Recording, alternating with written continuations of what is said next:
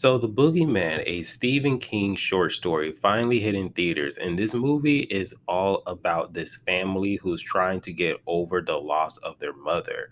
And one day, the husband, the psychiatrist, actually meet a person who is being haunted and attacked by the boogeyman, who suddenly lash on to the psychiatrist's family. And now the family has to deal with this mystical creature who lives in the dark to try to survive, but also try to get over their fears and grief of the loss of their mother.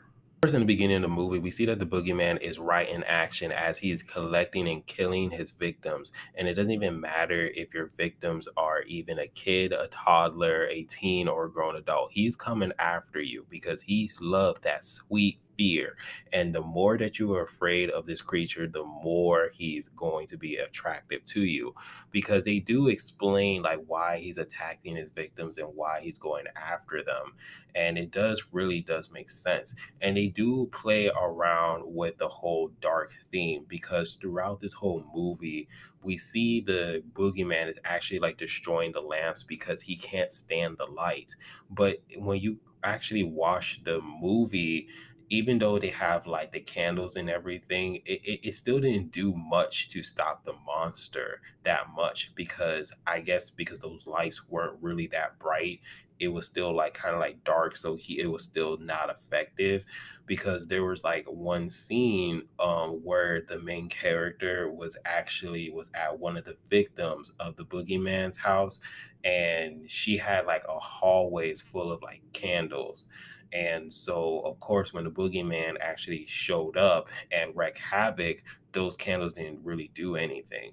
So it's just kind of very interesting to see how this monster is able to like travel through the dark, because they actually do a good job. Because if it's dark, he somehow is able to like to teleport. Because remember, when he was at one house and then he's suddenly teleported to the other house, like just quickly. So he actually used the darkness into his advantage to actually get his victims.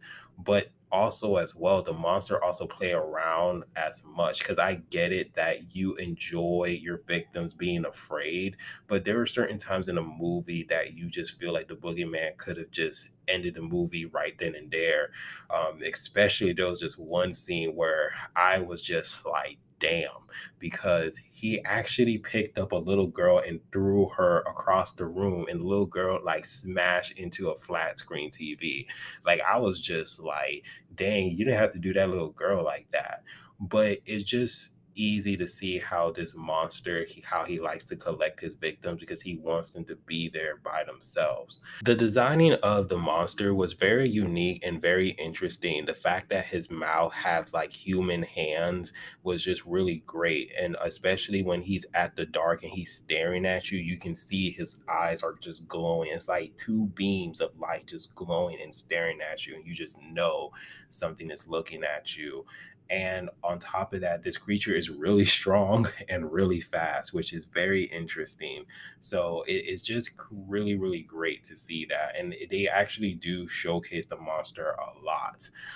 So you do see the features of the monster, and he kind of looks like a demon Dracula like creature versions.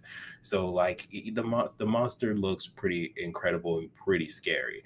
But the thing about this movie is that I get like a quiet place and darkness falls and some kind of other Stephen King short story movie vibes with this.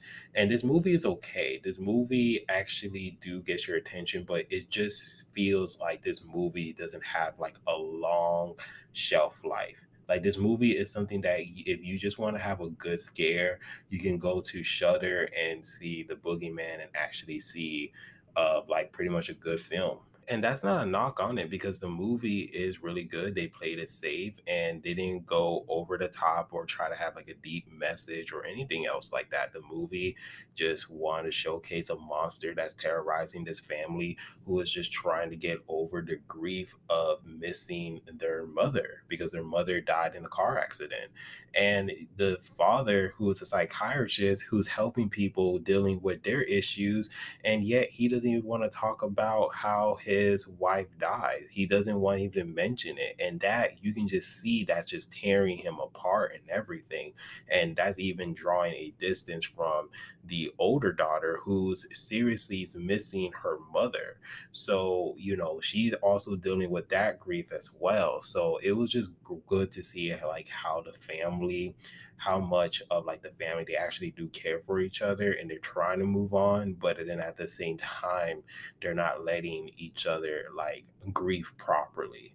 So it's just very, very interesting to see. But other than that, this movie was really good.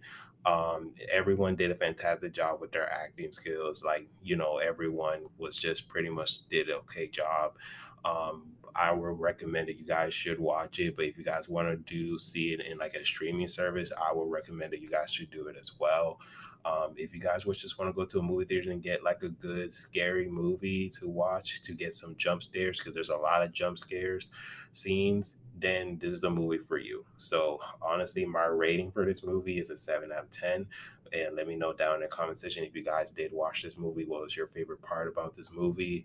And how do you guys like it? Did you guys dislike it? What did it work for you or anything else? But other than that, if you guys do like the video, please give it a like, subscribe, and remember, always be decent. This is the Monotone Man. I hope you guys have a wonderful day and be safe out here. Peace.